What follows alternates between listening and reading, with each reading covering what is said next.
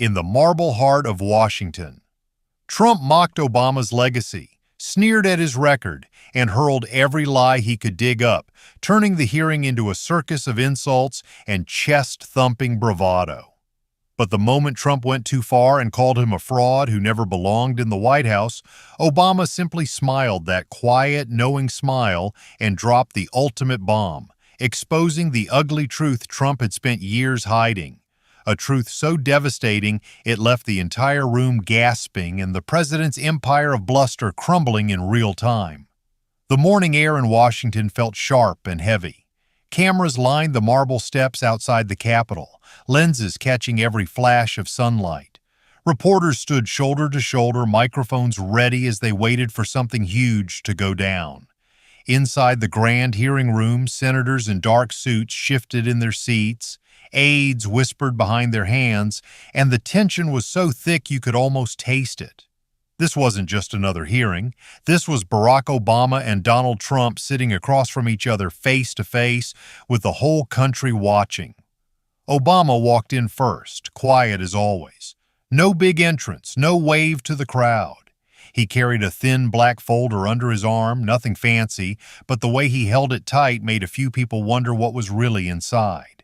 He looked calm, almost relaxed, like he was heading to a regular meeting. His suit was neat, tie straight, and his face showed nothing but steady confidence. He took his seat on the left, placed the folder carefully on the table, and looked straight ahead. No smile, no frown. Just ready. A couple of senators nodded at him. One old reporter in the back leaned over and whispered, "He still walks in here like he owns the place." The room settled a little, but the energy stayed wired. 2 minutes later, the door swung open hard.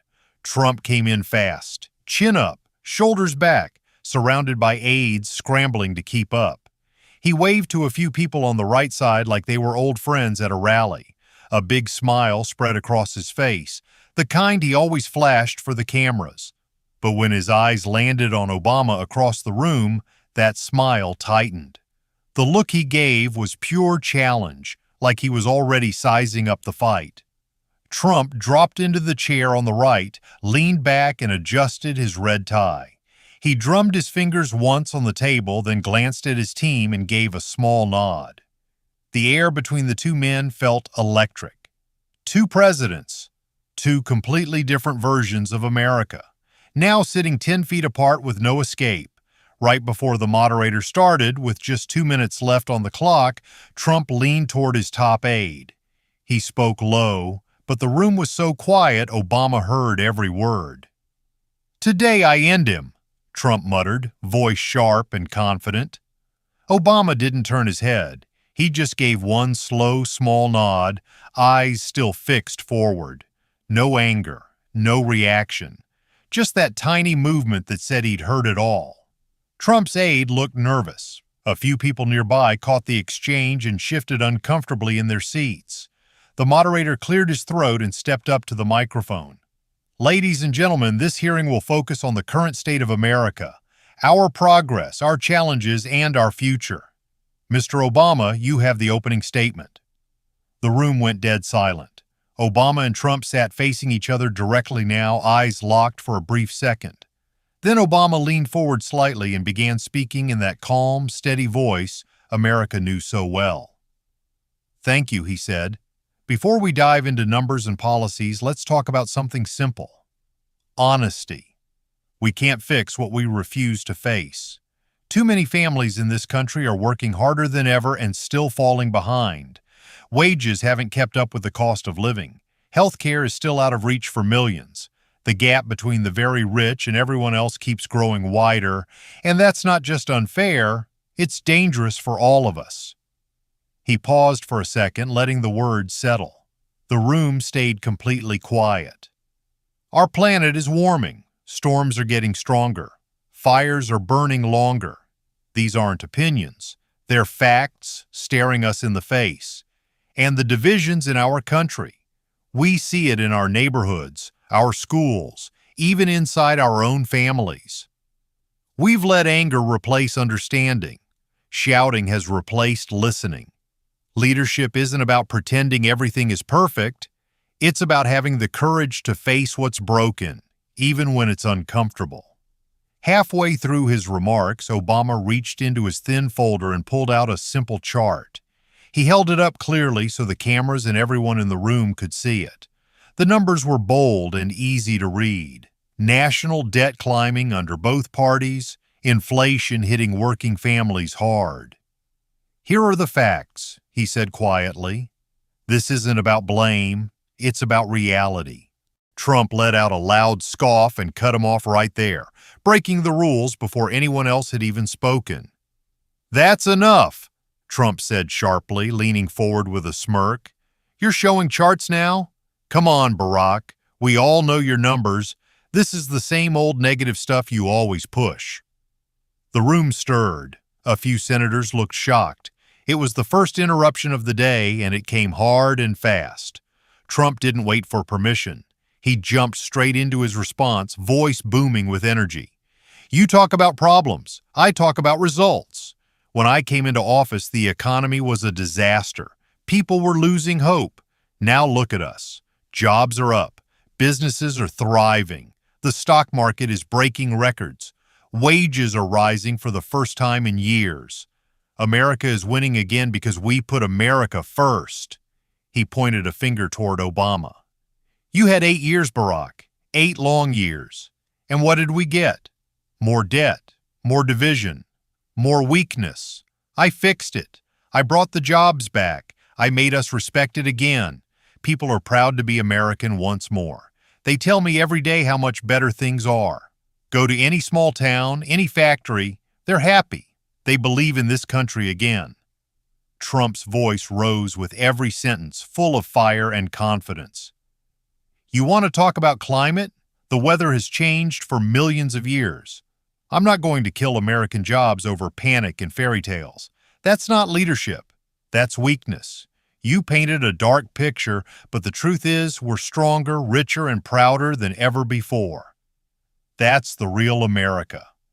The tension in the room jumped to another level. Obama sat back slightly, face calm, while Trump leaned forward like he'd already won the round. The debate turned sharp in seconds. Trump jumped back in, waving his hand at Obama's chart. "Those numbers are fake news, Barack. Under my watch, unemployment hit record lows. Black unemployment, Hispanic unemployment, best numbers ever. Wages were rising until your party tried to shut everything down. People could afford groceries, gas, rent. Now they can't because of the mess you left behind." Obama leaned in, voice still calm but firm. "Mr. President, the facts show families are paying more for health insurance than ever. Millions still can't afford basic care. And on climate, we're seeing stronger hurricanes, longer wildfire seasons, and record heat waves. Ignoring science doesn't make the problem disappear." Trump laughed loudly, cutting him off again. "Climate? Give me a break. It's called weather. I'm not closing factories and killing jobs over some expensive hoax. Your Green New Deal fantasies would destroy this country. My energy policies made us independent again.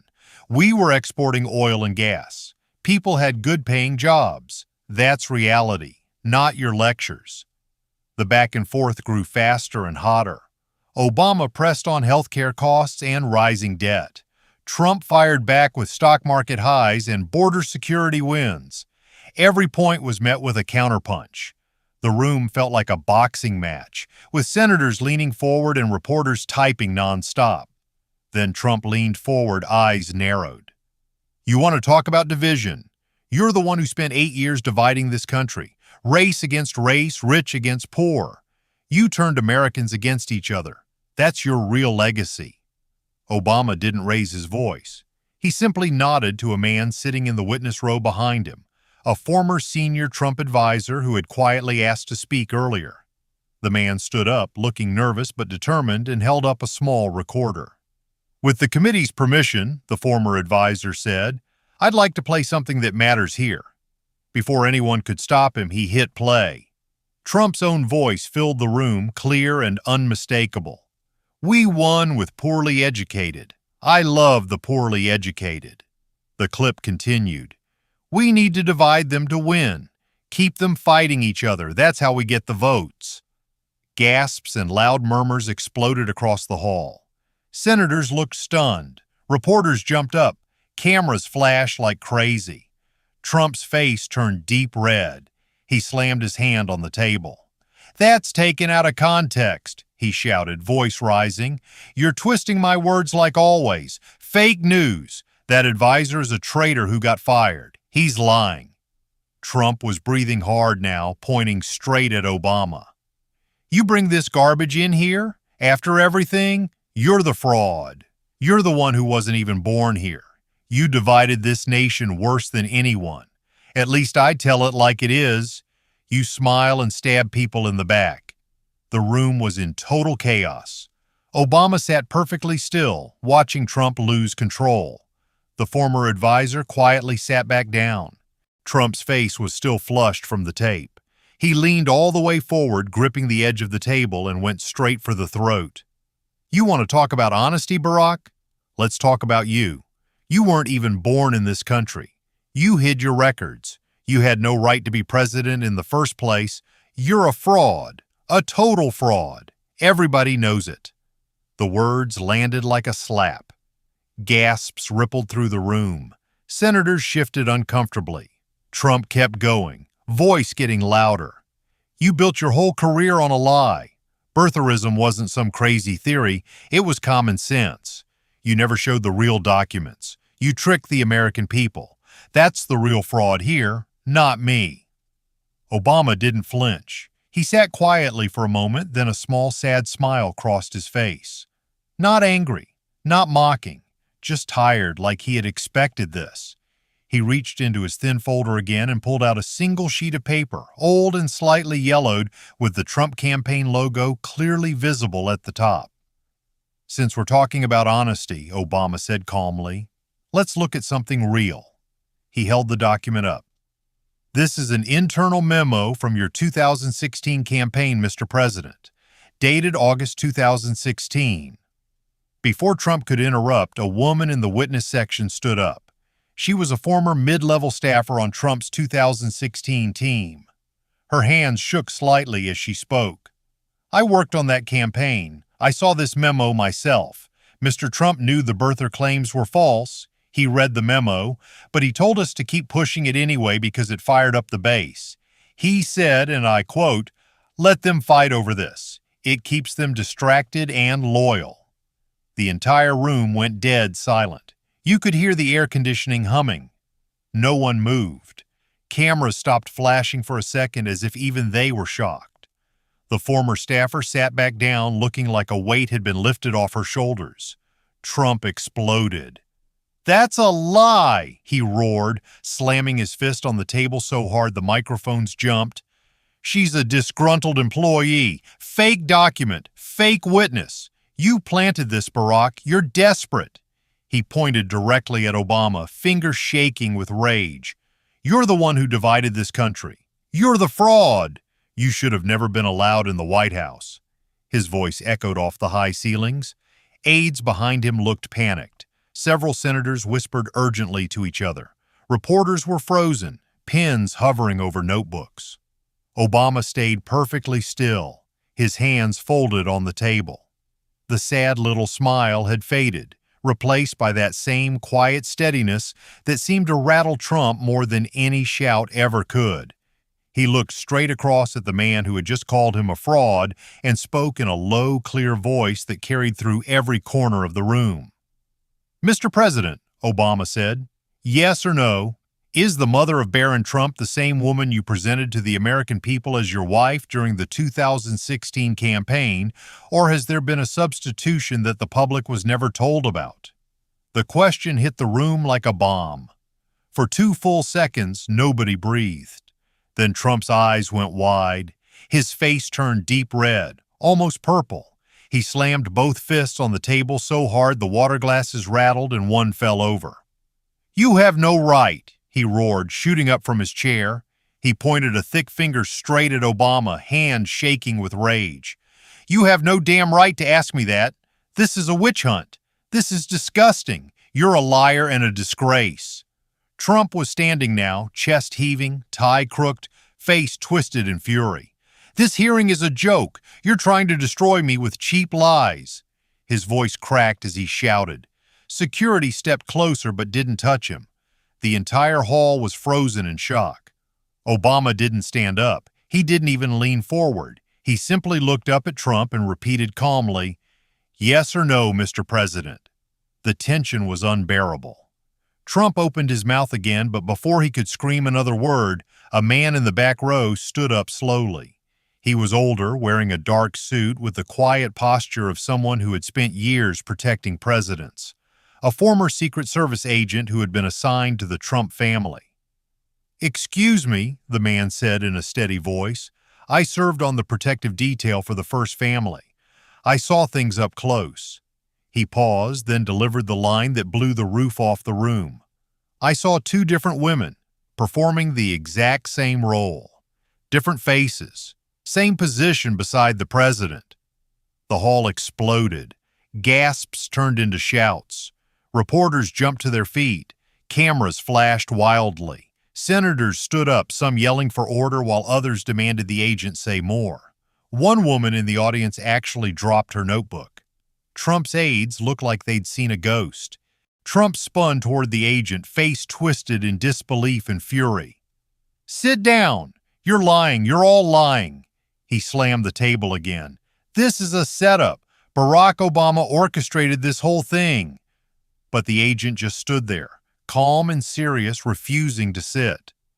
Obama remained seated, eyes locked on Trump, repeating one last time in that same even tone, "Yes or no, Mr. President?" The room was complete chaos now. Trump looked like a man cornered for the first time in his life. His mouth moved, but no words came out. Then Trump grabbed his notes, crumpled them in one fist, and shoved his chair back so hard it nearly fell over. "This is a total witch hunt," he shouted one last time. "I'm not staying here for this garbage." Without another word, he turned and stormed out of the room. His heavy footsteps echoed loudly down the marble hallway as the doors slammed shut behind him. Inside, Trump's heart pounded. He felt the eyes of the whole world on his back, and for once, the confidence that usually carried him was cracking. The room stayed frozen for a long moment. Then all eyes turned back to Obama. Obama rose slowly from his chair. He adjusted his suit jacket, looked around the stunned faces in the hall, and spoke in that same calm, powerful voice. "Truth does not walk out of the room when it becomes inconvenient. It stays right here, waiting for us to face it. That's what real leadership demands." His words landed heavy and clear. No one clapped, no one cheered. The silence felt deeper than before. As Obama stepped away from his table, he paused right in front of the spot where Trump had been sitting. He reached into his inner jacket pocket and pulled out a plain, sealed envelope. Without a word, he placed it gently on Trump's empty desk. The envelope had Trump's name written on it in neat handwriting. Everyone in the room knew it contained something more, the final piece of evidence Obama had never shown during the hearing. Then Obama turned and walked out with quiet dignity. The second the doors closed behind him, the hall erupted. Senators shouted over each other, reporters sprinted for the exits, phones already to their ears. "Did you see that?" someone yelled. "What the hell is in that envelope?" The chaos spilled out into the hallways and straight onto live television. Within minutes, the clip of Trump storming out was everywhere. The question Obama asked played on repeat across every news channel. Social media exploded. Some people called it the most brutal political moment in modern history. Others said Obama had finally gone too far. Pundits argued late into the night. Families fought at dinner tables. The whole country couldn't stop talking about it. That single sealed envelope became a national mystery. What was inside? More proof? More names? More secrets? No one knew for sure, but the damage was done. Trump's walkout, Obama's calm final words, and that quiet act of placing the envelope on the desk had said everything. In the days and weeks that followed, one question kept echoing across America. When power is forced to face a simple question, will it answer or will it run?